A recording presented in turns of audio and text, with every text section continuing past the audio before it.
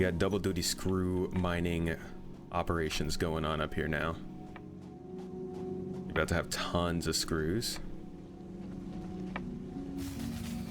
And there goes the power.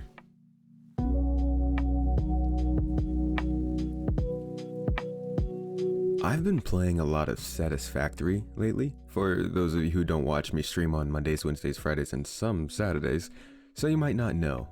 Because of this, I've been getting more and more excited for things like refining and crafting. Unfortunately, this episode didn't really scratch that itch for me, which I didn't expect it to. We're still early in refining, but let's talk about what itch it did scratch. Thanks for coming to my Tomato Talk. Thanks to my newest patrons, Ben N, Zaylin Maru, and Holston Coop, and my newest YouTube channel member, Go Mitch Yourself.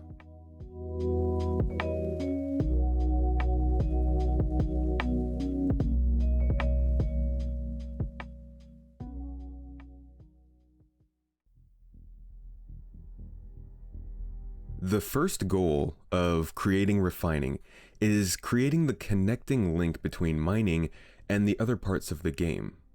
Think of the game as a system of webs.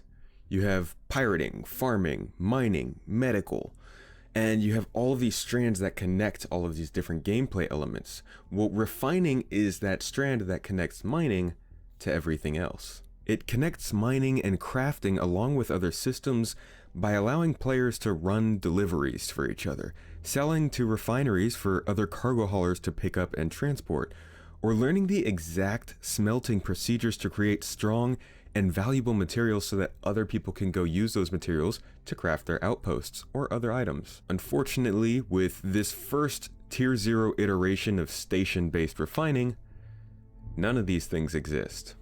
But what we do get is a very nice interface, allowing for plenty of concise info on the process we will run ourselves. We get to see how much and what we will be refining, the cost it will take, and the time it takes to complete the job.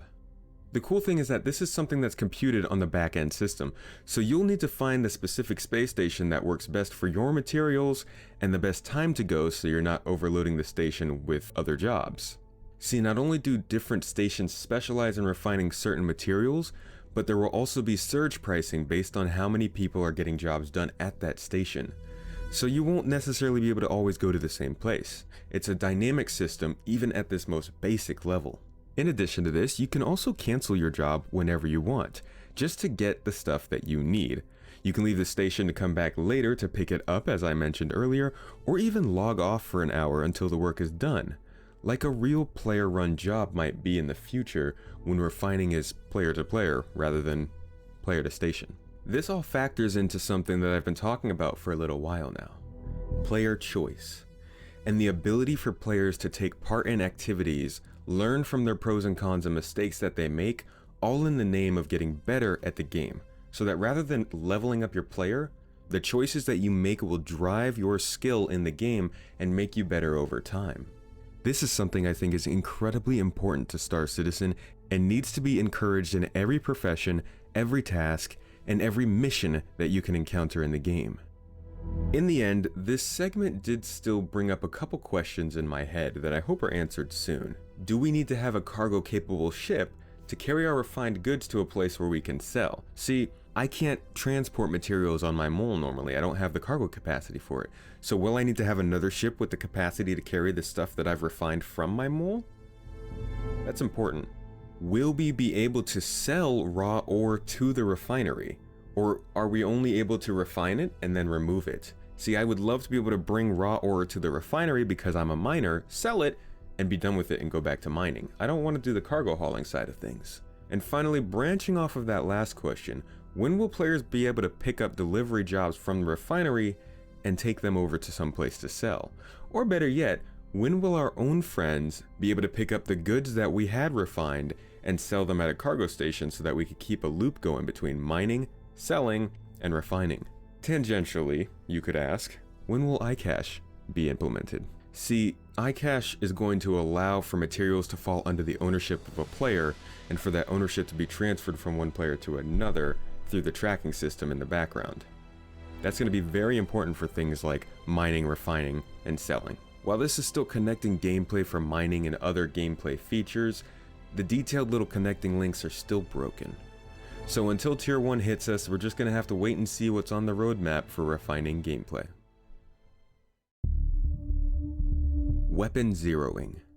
The ability to set your weapon to counteract the effects of the environment around you. May that be wind, gravity, or your buddy nudging you in the shoulder. So many players know weapon zeroing from various games, Arma, Tarkov, and the Battlefield series. It's a very important feature for long-distance FPS gameplay, and it's not something that's really needed in the game now, but it will be needed eventually. And what better time to do it now? Plus, it's probably necessary for Squadron 42. Can we all agree, though, that in a game with different gravities, this weapon for sure needs a bipod mount? So the way that weapon zeroing in this game will work will be mostly automatic with minimal input. There are 3 methods of zeroing your weapon. The first, you can either set a single distance with no assistance and forget about it if you know that's your distance of engagement.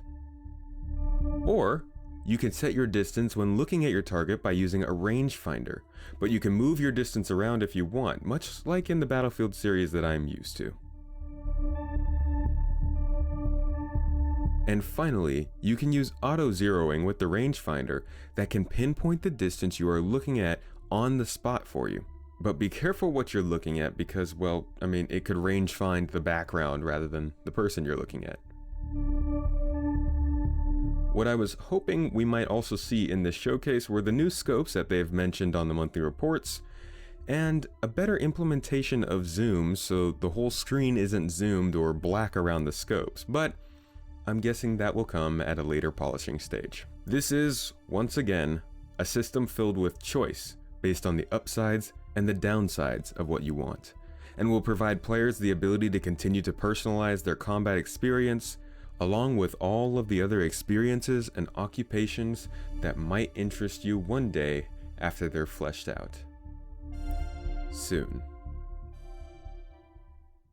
A solid episode.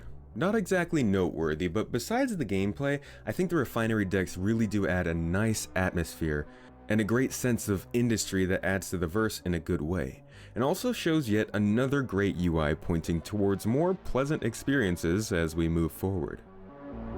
If you enjoy these reviews of Star Citizen weekly development progress and you want to keep up with the news on a weekly and a monthly basis, make sure to subscribe to the channel and maybe even consider becoming a channel member and supporting me.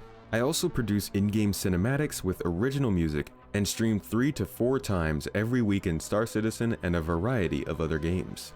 You can also support me on Patreon and my burgeoning tomato addiction or my move back to the US, or you can jump over to my gaming community on Discord where you can chat, hang out with, and play a multitude of games with a bunch of like-minded gamers. Once again, as always, I'd like to thank you for coming and checking out my video, and I'll catch you guys in the next one. Special thanks to my top supporters TK, the Alpaca, the Huntress, and Ben N.